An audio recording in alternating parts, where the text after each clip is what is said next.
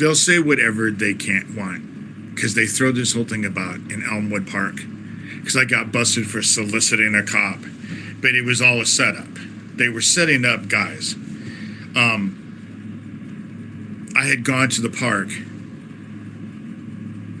but I didn't have a job.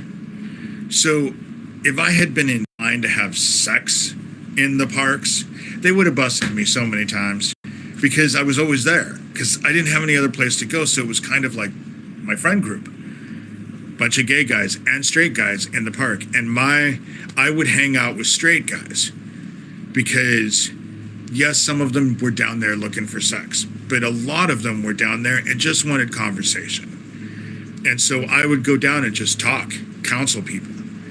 And a perfect example of me counseling a straight dude is when I first met Larry. Larry was a truck driver, had been married for 23, 24 years. And in the conversations that we started to talk about, he told me how he was getting ready to dump his wife of 20-something years and go be gay, because he wanted to have a young stud for a boyfriend and blah, blah, blah, blah, blah. And in the conversation, one of our conversations, I asked him, how old are you? And at the time, he was like 58, 59. He was older than I was, because this was years ago. And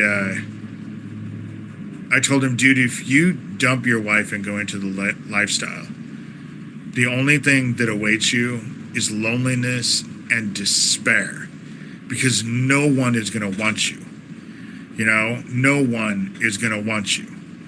And in the conversation, he told me, well, I have to talk to someone about this. And I finally told him in the conversation, look, I have a perfect person for you to talk to. He said, who? I said, your wife that you've been married to for 23, 24 years.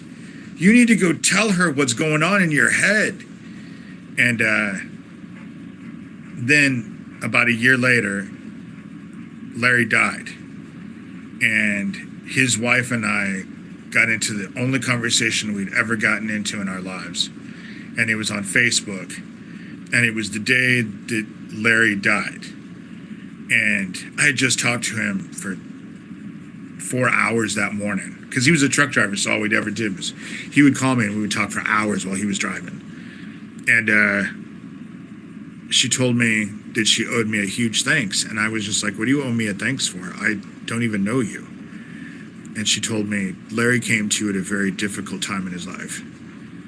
And the advice that you gave him saved our marriage.